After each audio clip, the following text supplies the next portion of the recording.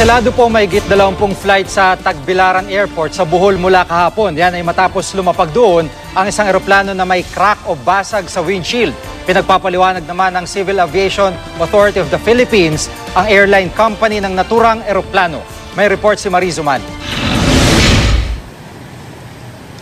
Bago pa man lumapag sa paliparan ng Tagbilaran, Bohol ang eroplanong ito ng Pala Express na may flight number 2P5778 kahapon ay nagkaroon na umano ng crack sa windshield nito. Maayos namang nakalapag ang eroplano. Wala ring nasaktan o nasugatan sa mahigit 100 pasahero nito.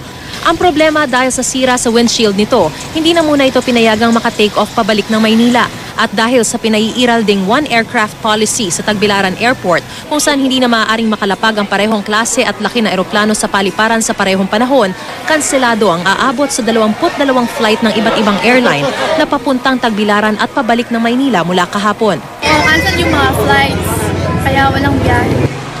Ang ilang nagbakasyon sa Bohol nitong bagong taon na may connecting flights ay nag-via Cebu na lang para makahabol lang sa flight. Hindi pa-refund kaso nga, ang inisip ko, pag ma-refund siya, pagdating naman ng Cebu, baka walang bakante. Sobrang abala, yun na yun.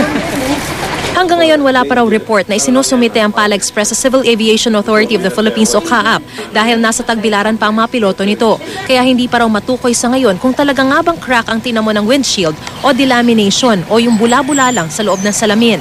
Nangyayari naman daw talaga kung minsan ang pagkabasag ng windshield, lalo na kung may biglaang pagbabago sa temperatura.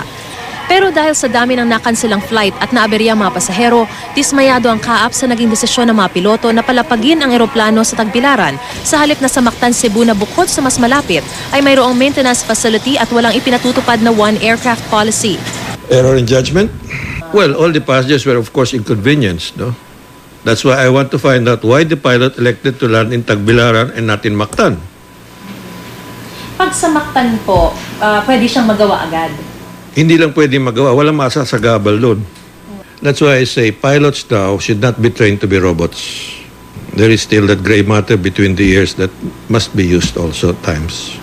4:50 ngayong hapon na ayos na ang windshield ng eroplano at inaasahang makalipad pabalik ng Maynila bago dumilim. Sakaling di matuloy, bukas na raw ng umaga ito lilipad pabalik ng Maynila. Ayon sa Pala Express, inaasikaso na nila ang mga apektadong pasahero. Ang ilan ay na-accommodate na sa 2 replacement flight ng airline ngayong hapon. Sinisiguro naman ng Pala Express na maibabalik na sa normal ng operasyon ng Tagbilaran flight bukas. Bukas din inaasahang magsusumite ng report ang mga piloto ng Pala Express sa CAAP at doon malalaman kung anong parusang maaari nilang kaharapin. Mariz Umali, GMA News.